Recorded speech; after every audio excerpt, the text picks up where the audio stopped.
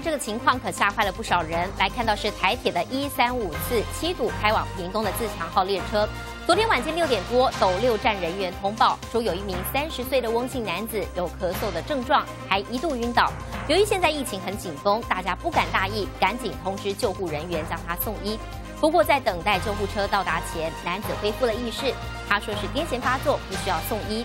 在确认体温正常，没有发烧，才让他离开。工作人员将列车车厢每个角落仔仔细细消毒一遍，不敢大意。原来第一时间传出车上有一名男子咳嗽，咳到晕倒。换车厢。由于现在疫情紧张，同车的乘客都吓坏了，赶紧更换其他车厢。而事情是发生在27号晚间，台铁135次7堵开往屏东的自强号列车。晚间6点多，站务人员通报说，有一名30岁的翁姓男子有咳嗽症状，还突然晕倒。那个旅客是因为癫痫引起的。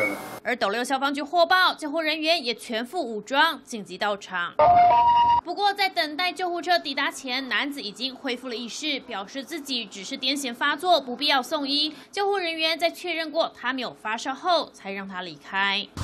经评估后，生命迹象稳定，也没有发烧的一个状况。患者表示，他不需要就医，而这班列车因此误点了19分钟。事后台铁也封锁车厢进行大消毒，毕竟疫情升温，任何可疑状况通通不能放过。结果正义云林报道。